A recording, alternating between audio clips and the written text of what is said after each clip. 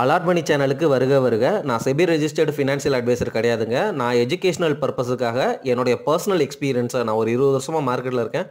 அதை தான் உங்கள்கிட்ட ஷேர் பண்ணுறேன். நீங்கள் எந்த முடிவு எடுக்கிறதா இருந்தாலும் உங்கள் நிதி ஆலோசகரை அணுகி அதுக்கப்புறம் பணத்தை போடுறதை பற்றி முடிவு பண்ணுங்கள். நன்றி. அலார்ட் சேனலுக்கு வருக வருக. இந்த சேனலுக்கு இன்னும் நீங்கள் சப்ஸ்கிரைப் பண்ணலைன்னா தயவு செஞ்சு சப்ஸ்கிரைப் பண்ணிக்கோங்க. பெல் பட்டனையும் கிளிக் பண்ணிக்கோங்க.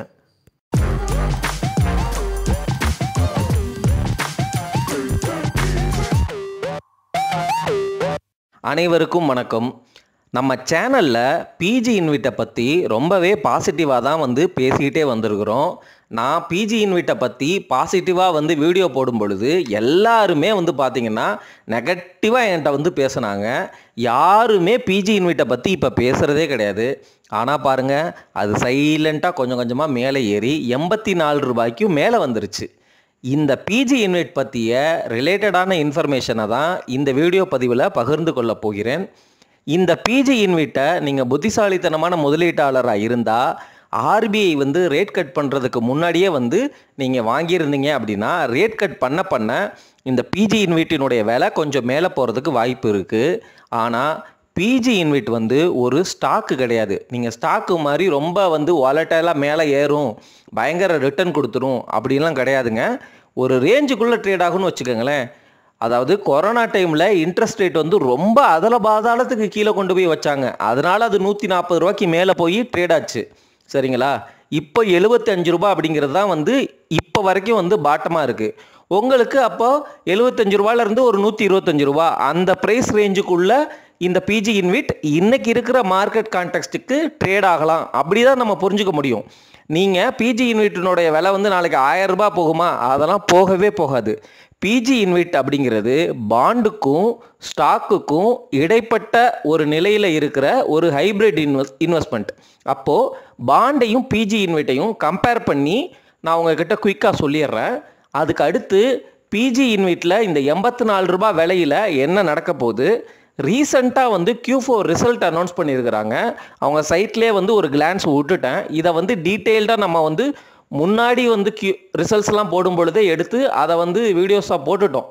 பட் இருந்தாலும் லேட்டஸ்ட்டாக என்ன நடந்திருக்கு, என்ன மாற்றங்கள் நடந்திருக்கு, பல பேர் என்கிட்ட இதே டிவிடெண்ட் கிடைக்குமா அப்படிங்கிற மாதிரிலாம் கொஸ்டின் கேட்டிருந்தீங்க. அதுக்கான விடையையும் சொல்லி இந்த வீடியோ பதிவை முடிப்பேன். நீங்கள் அதனால் தொடர்ந்து கேளுங்க. பிஜி இன்வைட்டினுடைய லேட்டஸ்ட் அப்டேட்டை பற்றி பார்க்குறதுக்கு முன்னாடி பாண்டையும் பிஜி இன்வைட்டையும் நம்ம குயிக்காக கம்பேர் பண்ணி ஒவ்வொரு இன்ஸ்ட்ருமெண்ட்டினுடைய தன்மையை உணர்ந்து கொள்வது மூலமாக நம்மளுடைய நாலேஜ் பெருகும் அப்படின்னு நான் நம்புகிறேங்க. முதல்ல பாண்டுனா என்ன அப்படிங்கிறத புரிஞ்சுக்குவோம். பாண்டுங்கிறது ஒரு கவர்மெண்ட்டோ பேங்க்கோ அல்லது ஒரு கம்பெனியோ அவங்களுக்கு அவங்களுடைய கவர்மெண்ட்டை நடத்துறதுக்கோ கம்பெனியில் உள்ள ஏதோ ஒரு ப்ராஜெக்டை ரன் பண்ணுறதுக்கோ காசு தேவைப்படுது. அந்த காசை பொதுமக்கள்கிட்ட இருந்தே டைரெக்டாக திரட்டலாம் அப்படிங்கிறதுக்காக அவங்க இந்த பாண்டை ரிலீஸ் பண்ணுவாங்க. அதுக்கு பேர் கடன் பத்திரங்கள். பொதுவாகவே எஃப்டியை கம்பேர் பண்ணும் பொழுது இந்த பாண்டில் இன்ட்ரெஸ்ட் ரேட்டு கொஞ்சம் ஜாஸ்தியாக தான் இருக்கும். ஆனால் நீங்கள் விதாண்டாவாதமாக கவர்மெண்ட் பாண்டினுடைய ரேட்டு வெறும் 7% தான் இருக்குது, நான் ஸ்மால் ஃபினான்ஸ் பேங்க்கில் போட்டேன்னா எனக்கு 8-9% கிடைக்குது அப்படிங்கிற மாதிரி ஆல்டர்னேட்டிவ் அந்த எக்ஸப்ஷனல் ஃப்ளோ பேச வேணாம். ஜென்ரலாக ஒரு கோர் கான்செப்ட் அப்படின்னு பார்த்தீங்க அப்படின்னா எஃப்டியை விட பாண்டினுடைய இன்ட்ரெஸ்ட் ரேட்டு கொஞ்சம் ஜாஸ்தியாக இருக்கும். அந்த பாண்டை நீங்கள் வாங்குவீங்க. உதாரணமாக ஒரு பாண்டு யூனிட்டினுடைய விலை 1000 ரூபாய் அப்படின்னா நீங்கள் ஒரே ஒரு பாண்டு தான் வாங்குறீங்கன்னு அசியூம் பண்ணிக்கோங்க. ஒரே ஒரு பாண்டு வாங்குறீங்க. அந்த பாண்டு 10 வருஷம் கழித்து நீங்கள் போட்ட அதே 1000 ரூபாயை திருப்பி கொடுத்துருவாங்க. இந்த 10 வருஷத்துக்கும் வருஷம் 8% வட்டி தரேன் அப்படின்னு சொன்னாங்கன்னா அந்த 8% வட்டி உங்களுக்கு தரப்படும். காசு கொடுக்குறீங்க, 10 வருஷம் கழித்து போட்ட காசை அப்படியே திருப்பி வாங்கிக்கிறீங்க. வருஷம் வட்டியை வாங்கிக்கிறீங்க. இந்த 10 வருஷம் இடைப்பட்ட காலத்தில் என்ன மாதிரி ரிஸ்க் இருக்குது அப்படின்னா, இன்ஃப்ளேஷன் ஒருவேளை அதிகமாகிருச்சுன்னா உங்களுக்கு வர்ற வட்டியிலேருந்து அந்த இன்ஃப்ளேஷன் அதிகமாக இருக்கிறதுனால செலவு உங்கள் கை காசு போட்டு செலவு பண்ணுற மாதிரி இருக்கும். ஒருவேளை இன்ஃப்ளேஷன் குறைஞ்சா அந்த வட்டி உங்களுக்கு தாராளமாக போதும், கொஞ்சம் எக்ஸஸாகவே மிஞ்சும். அப்படிங்கிறது தான் ஒரு டைப் ஆஃப் ரிஸ்க்கு. இன்னொரு டைப் ஆஃப் ரிஸ்க்கு, 1000 ரூபாய்க்கு நீங்கள் வாங்கும் பொழுது அந்த கம்பெனி நல்ல பொசிஷனில் பேலன்ஸ் ஷீட்டு ஸ்ட்ராங்காக இருக்கும், அந்த ப்ராஜெக்ட் நல்லா போயிட்டுருக்கும். அதனால் கிறிஸ்டல் AAA ரேட்டிங் கொடுத்துருப்பாங்க. 6 மாதம் கழித்து ரிவ்யூ பண்ணும் பொழுது AA+ன்னு மாற்றுவாங்க. சரி, ஒரு நாச்சு தானே, இது இன்னும் சேஃப் தான் அப்படின்னு நம்ம ஹோல்டு பண்ணலாம். ஆனால் திடுக்குன்னு அதை ஏக்கு கீழே கொண்டு போய் ஜங்க் பாண்டு இந்த மாதிரிலாம் மாற்றினாங்க அப்படின்னா உங்களுக்கு போட்ட முதலே அந்த 1000 ரூபாயை திருப்பி கிடைக்காம போகிறதுக்கும் வாய்ப்பு இருக்குது. அதனால தான் பாண்டு வந்து நம்ம வாங்கும் பொழுது நல்ல ப்ரொமோட்டராக நல்ல ரேட்டிங்காக இதுக்கு முன்னாடி வந்து காசை திருப்பி கொடுத்துருக்குறாங்களா இந்த மாதிரிலாம் யோசித்து வாங்கணும். ஆனால் இந்த மாதிரி ரிஸ்க்கு வந்து ஸ்டாக் மார்க்கெட்டில் இருக்கிற அளவுக்கு ரிஸ்க்கா அப்படின்னு கேட்டால் பெரும்பாலும் வந்து ரிஸ்க்கு கம்மி. ஆனால் ரிஸ்க்கு இல்லாமல் இல்லை, பாண்டு மார்க்கெட்லேயும் ரிஸ்க்கு இல்லாமல் இல்லை, அதை புரிஞ்சுக்கோங்க. அதனால் பாண்டு செலெக்ஷன் அப்படிங்கிறது ரொம்ப ரொம்ப இம்பார்ட்டண்ட்டான விஷயம். அதே சமயம் பாண்டு வந்து ஒவ்வொரு கம்பெனிக்கு ஏற்ற மாதிரி ஒவ்வொரு பாண்டுக்கு ஏற்ற மாதிரி வேறுபடும். என்ன மாதிரி வேறுபடும்னா, ஒரே பாண்டு தான் வாங்குவீங்க, நீங்கள் 3 வருஷம் கழித்து எனக்கு காசை திருப்பி கொடுத்துரு, 5 வருஷம் கழித்து எனக்கு காசை திருப்பி கொடுத்துரு, 10 வருஷம் கழித்து எனக்கு காசை திருப்பி கொடு, இந்த மாதிரி அவங்களே வேரியஸ் ஆப்ஷன்ஸ் வந்து உங்களுக்கு கொடுத்துருப்பாங்க. எந்த ஆப்ஷன் நீங்கள் செலக்ட் பண்ணுறீங்களோ அதுக்கு ஏற்ற மாதிரி அந்த வட்டி விகிதங்களும் நிர்ணயிக்கப்படும். 3 வருஷம் அப்படின்னா உங்களுக்கு 7.85% தான் கொடுப்போம் அப்படிங்கிற மாதிரி சொல்லுவாங்க. 10 வருஷம் வச்சுருக்கிறீங்களா, உங்களுக்கு 8.1% கொடுக்குறோம் அப்படிங்கிற மாதிரி அந்த கடன் பத்திரங்களே வேரியஸ் ஆப்ஷன் இருக்கும். உங்களுக்கு வட்டியுமே வந்து வருஷத்துக்கு 8% வாங்குறதையுமே மாதம் வாங்கினீங்கன்னா 7.7% வட்டி தர்றோம். அதே இது 6 மாதத்துக்கு ஒரு தடவை எடுத்துக்கிறீங்கன்னா 7.95% வட்டி தர்றோம். இந்த மாதிரி ஒரே கம்பெனி ரிலீஸ் பண்ணுற 2 பாண்டில் வந்து நீங்கள் பார்த்தீங்கன்னாலுமே ரெண்டுமே வந்து அந்த கோர் கான்செப்ட் சேம் தான். ஆனால் வந்து இந்த ஃப்ளெக்சிபிலிட்டி, இந்த ஆப்ஷன் ஃப்ளெக்சிபிலிட்டி வந்து வேரி ஆகும். அதனால் நீங்கள் அந்த பாண்டு வரும் பொழுது அதை பற்றி புரிஞ்சுக்கிட்டு தான் நீங்கள் வந்து முதலீடு பண்ணணும். இதெல்லாம் வந்து உங்களுக்கு இருக்கிற ஆப்ஷனல் ஃப்ளெக்சிபிலிட்டிஸு. நம்ம முக்கியமாக பார்க்க வேண்டியது, இந்த கம்பெனிக்கு காசு கொடுத்தா 10 வருஷம் கழித்து இவன் இருப்பானா, திருப்பி கொடுப்பாங்களா நம்ம காசு, நமக்கு வட்டி வந்து சரியாக வந்துடுமா, தொடர்ந்து வந்து அந்த பாண்டினுடைய ரேட்டிங்கு அதே CRISIL AAA இருக்கா அப்படிங்கிறது தான் வந்து நம்ம தொடர்ந்து மானிட்டர் பண்ண வேண்டிய விஷயம். பொதுவாக பார்க்கும் பொழுது நீங்கள் கொடுத்த 1000 ரூபாய் அப்படியே 1000 ரூபாயா திருப்பி வரும், வட்டி மட்டும் வருஷம் வரும். இதுதான் வந்து பாண்டு. ஆனால் பிஜி இன்விட்டில் என்ன நடக்குதுங்கிறத தொடர்ந்து சொல்கிறேன், கேளுங்க. பிஜி இன்விட்டு பாண்டுக்கும் ஈக்விட்டி அதாவது ஸ்டாக்குக்கும் இடைப்பட்ட ஒரு இன்ஸ்ட்ருமெண்ட்டு. பிஜி இன்விட் அப்படிங்கிறத நீங்கள் வாங்கிட்டீங்க அப்படின்னா அதனுடைய விலை ஸ்டாக்கு மாதிரி மேலே ஏறிடாது. அதே சமயம் நீங்கள் பிஜி இன்விட்டை வாங்கின விலைக்கே உங்களுக்கு வந்து விற்கும் பொழுது திருப்பி அதே விலை கிடைக்கும் அப்படிங்கிறதும் கிடையாது. பிஜி இன்விட் அப்படிங்கிறது சப்போஸ் ஆர்பிஐயோட இன்ட்ரெஸ்ட் ரேட் சைக்கிள் குறைச்சாங்க அப்படின்னா இந்த பிஜி இன்விட்டினுடைய யூனிட்டினுடைய விலை அதிகமாகிறதுக்கு வாய்ப்பு இருக்குது. நான் சொல்கிறது எல்லாமே இந்த பிஜி இன்விட்டினுடைய விலை இப்போ கரண்ட்டாக 84 ரூபாய் அப்படிங்கிற மாதிரி அதனுடைய விலை வந்து ட்ரேட் ஆகிட்டு இருக்கு. அந்த விலையை பற்றி தான் நம்ம பேசுகிறோம். கொரோனா டைமில் 140 ரூபாய்க்கு மேலே போச்சு.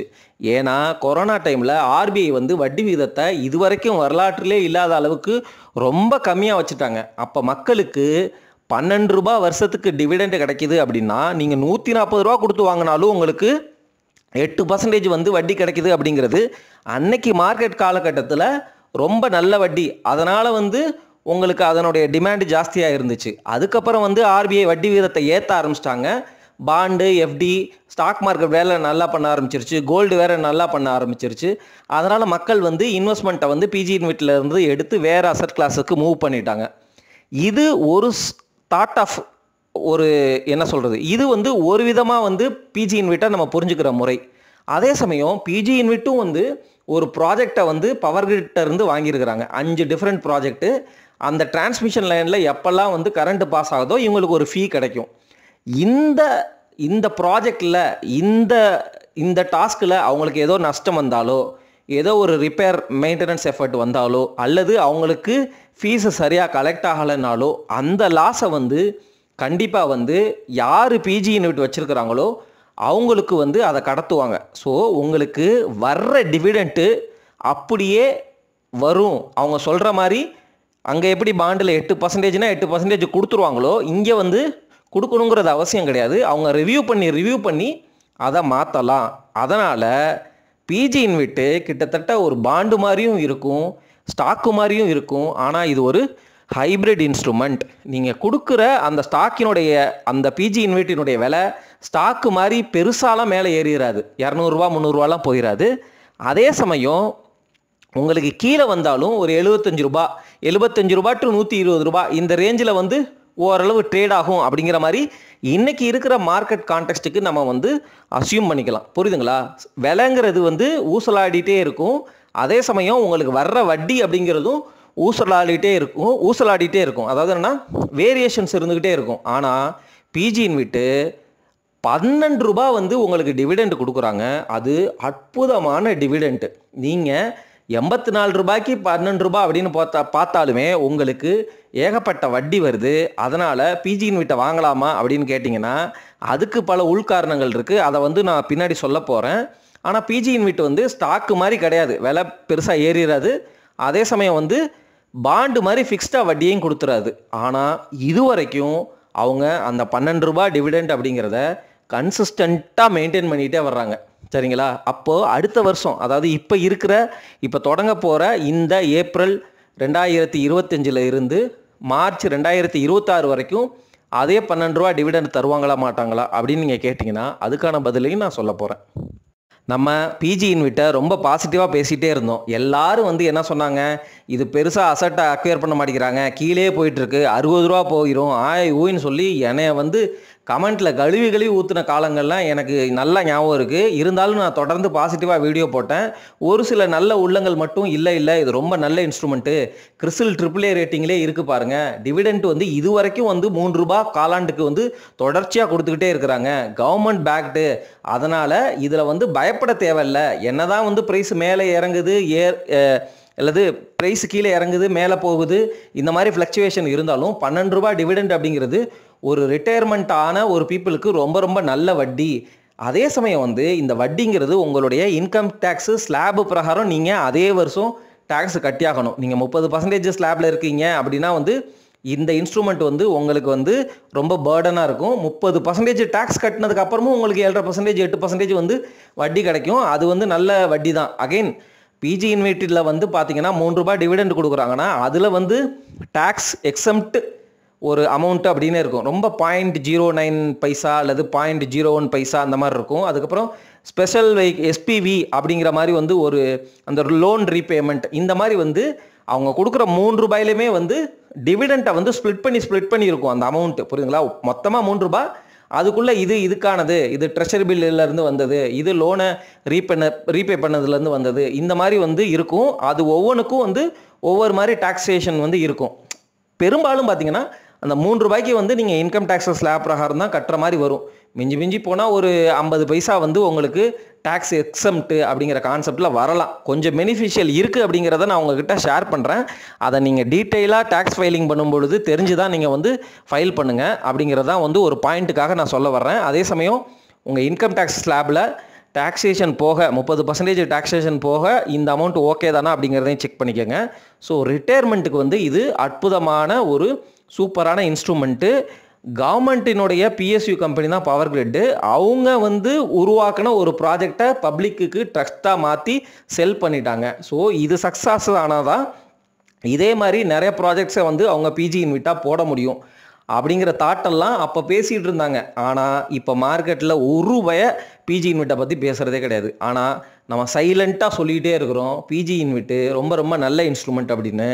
75 ரூபா பாட்டத்தை தொட்டுட்டு இப்போது 84 ரூபாய்க்கு மேலே வந்துருச்சு. இப்போது ரீசெண்டாக Q4 ரிசல்ட்ஸ் அனௌன்ஸ் பண்ணியிருக்கிறாங்க. ஒரே மாதிரி தான் இருக்குது, பெருசாலாம் ஒன்றும் சேஞ்ச் இல்லை, ஒரே மாதிரி இருக்குது. உங்கள் கேள்விக்கான விடை, இந்த வருஷமும் அவங்க 12 ரூபா டிவிடெண்ட் தரப்படும் அப்படிங்கிறத ஃபோர்காஸ்ட் பண்ணிட்டாங்க. ஸோ இந்த வருஷமும் உங்களுக்கு 12 ரூபா டிவிடெண்ட் கிடைக்கிறதுக்கு வாய்ப்பு அதிகமாகவே இருக்குது. இப்போ 84 ரூபா விலை போயிடுச்சே, ஆர்பிஐ ரேட் கட் பண்ணதுனால மேலே போயிடுச்சா? கிடையாது. இப்போது ரீசெண்டாக வந்து Q4 ரிசல்ட் அனௌன்ஸ் பண்ணதுனால ஒரு 3 ரூபா டிவிடெண்ட் வந்து தரலாம் அப்படின்னு எதிர்பார்க்கப்படுகிறது. அப்போ 84லேருந்து 3 ரூபாயை நீங்கள் கழிச்சிட்டிங்க அப்படின்னா டிவிடெண்ட் கொடுத்ததுக்கப்புறம் ஒரு 1.5 ரூபா 2 ரூபா இறங்குது அப்படின்னு பார்த்தாலும் சாலிடாக உங்களுக்கு பிஜி இன்விட்டு 4 ரூபா டு 5 ரூபா விலை ஏறி இருக்குது. ப்ளஸ் 3 ரூபா டிவிடெண்ட்டும் உங்களுக்கு தரப்படுது. ஸோ அது வந்து ஒரு புல் டெரிட்டரியில் மாறிடுச்சு. புல் டெரிட்டரினா ஸ்டாக்கு மாதிரி மேலே ஏறாது, ஒரு ரேஞ்சுக்குள்ளே தான் வந்து ட்ரேட் ஆகும். உதாரணமாக 60லேருந்து ஒரு 135 இப்படிங்கிற ரேஞ்சில் வந்து ட்ரேட் ஆகலாம் அப்படிங்கிறது என்னுடைய கணிப்பு. பட் உங்களுக்கு பாண்டு மாதிரி நீங்கள் போட்ட காசே வராது. அன்னைக்கு மார்க்கெட் வேலையில் என்ன இருக்கோ அதை வித்தரணும். ஆனால் அதுக்கு வந்து டாக்ஸேஷன் சேம் எல்டிசிஜி எஸ்டிஜிஜி அந்த ஸ்டாக்குக்கு கட்டுற அதே டாக்ஸேஷன் தான். விற்காமல் வர்ற டிவிடெண்டுக்கு இன்கம் டேக்ஸ் ஸ்லாப் பிரகாரம் நீங்கள் வந்து டேக்ஸ் கட்டணும். உங்களுக்கு வந்து பிஜி இன்விட் வந்து இந்த புதுசாக ப்ராஜெக்டை அக்வேர் பண்ணுறதை பற்றியும் அவங்க பேசியிருக்கிறாங்க. லிமிட்டெட் ஆப்பர்ச்சுனிட்டிஸ் தான் இருக்குது, அதை கன்சிடர் பண்ணுறோம் அப்படிங்கிற மாதிரி பேசியிருக்கிறாங்க. நான் முன்னாடியே சொல்லிட்டேன், அவங்க பவர் கிரிட் வச்சிருந்த ஒரு 26% ஆஃப் த ஒரு ப்ராஜெக்டில் இருந்த அந்த ஸ்டேக்கையும் வந்து ட்ரஸ்ட்டுக்கு மூவ் பண்ணிட்டாங்க. எனக்கு தெரிஞ்சு அதுக்குள்ளே வந்து சில நியூவன்சஸ் இருக்குது. பாண்டு மாதிரி ஃப்ரீயாக இல்லைனாலும் சில நியூவன்சஸ் இருக்குது. ஆஸ்லாங்கஸ் வந்து நமக்கு கிரெடிட் ரேட்டிங் AAA இருக்கிறதுனாலையும் கவர்மெண்ட் பேக்டு கம்பெனி அப்படிங்கிறதுனாலையும் இந்த ₹12 டிவிடெண்ட் வந்து இந்த வருஷமும் தருவேன் அப்படிங்கிறத ஃபோர்காஸ்ட் பண்ணியிருக்கிறதுனாலையும் ஆர்பிஐ வந்து ரேட் கட் சைக்கிள் வந்து இன்னமும் தொடரப்போகுது அப்படிங்கிறதுனாலையும் இந்த சமயத்தில் பிஜி இன்விட்டை நான் ஹோல்டு பண்ணுறது அப்படிங்கிறது வந்து சரியான ஒரு அப்ரோச்சாக தான் இருக்குங்கிறது என்னுடைய பர்சனல் ஃபீலிங்கு. நான் செபி ரெஜிஸ்டர்ட் அட்வைசர் கிடையாது. ஏன்னா இன்னமும் வந்து ஆர்பிஐ ரேட் கட் பண்ண போகிறாங்கன்னா அப்போ இதுவும் வந்து இன்னும் கொஞ்சம் விலை ஏறலாம். அதே சமயம் வந்து உங்களுக்கு ₹12 டிவிடெண்ட் அவங்க ஃபோர்காஸ்ட் பண்ணியிருக்கிறாங்க. ஃபோர்காஸ்ட் அப்படிங்கிறதுக்கு அர்த்தம் வந்து என்னென்னா அப்படியே கொடுப்போங்கிறது கேரண்டிலாம் கிடையாது. ஃபோர்காஸ்ட் பண்ணால் கொடுக்கறதுக்கு வாய்ப்பு நிறைய இருக்குது அப்படிங்கிறது தான் அர்த்தம். எல்லாமே ப்ராபபிலிட்டி கேம் தான். 100% நீ சொன்னியே இது நடக்குமே அப்படிங்கிற மாதிரி கான்செப்ட்லாம் எங்கேயுமே கிடையாது. அது எந்த இன்வெஸ்ட்மெண்ட்டுக்கும் பொருந்தாது. ஆனால் அந்த சொன்னது நடக்கிறதுக்கான வாய்ப்பு வந்து ஸ்டாக்கை விட பாண்டில் ஜாஸ்தி, பாண்டை விட உங்களுக்கு எஃப்டியில் ஜாஸ்தி. ஸோ இந்த மாதிரி வந்து அந்த ரிஸ்க் கேட்டகரியையும் தன்மையும் நம்ம புரிஞ்சுக்கிறது மூலமாகவும் நம்மளுடைய ரிஸ்க் டாலரன்ஸு நம்மளுடைய ஃபினான்சியல் சூழ்நிலையை உணர்ந்து அதில் நம்மளால் எந்த இன்ஸ்ட்ருமெண்ட்டில் எவ்வளவு ரிஸ்க் எடுக்க முடியும் அப்படிங்கிறதையும் புரிஞ்சு முதலீடு பண்ணுறது மூலமாக தான் நமக்கு நிறைய ரிட்டர்ன் வரும். கரெக்டாக பிளான் பண்ண முடியும். இந்த பிஜி இன்விட்டையும் நம்ம ரெகுலராக மானிட்டர் பண்ணிகிட்டே வரணும். சரிங்களா? இப்போது ஆர்பிஐ ரேட் சைக்கிள் வந்து மறுபடியும் இன்க்ரீஸ் பண்ண போகிறாங்க. சப்போஸ் உள்ளுக்குள்ளே வந்து பிஜி யூனிட்டோடைய கிரெடிட் ரேட்டிங் குறையுது, அப்போ குறைஞ்சா நமக்கு டிவிடெண்ட் குறைய வாய்ப்பு இருக்குது. ஆர்பிஐ ரேட் சைக்கிள் ஏற்றுனாங்கன்னா ப்ராஜெக்டில் வந்து இஷ்யூ இருக்குது அப்படின்னா வந்து விலை குறையிறதுக்கு வாய்ப்பு இருக்குது. ஸோ இந்த மாதிரி விஷயங்களை ஓரளவு நீங்கள் தொடர்ந்து மானிட்டர் பண்ணிகிட்டே வந்தீங்கன்னா அந்த ப்ரெடிக்ஷன் எபிலிட்டி உங்களுக்குள்ளே வந்துடும். அப்போ கூட நீங்கள் வந்து உங்களுடைய சூழ்நிலையை பொறுத்து ரீபேலன்ஸ் பண்ணணும், விற்கணும் அப்படின்னா விற்றுக்கலாம் அப்படிங்கிறதான் சொல்லிட்டு இந்த வீடியோ பதிவு முடிக்கிறேன். நன்றி, வணக்கம்.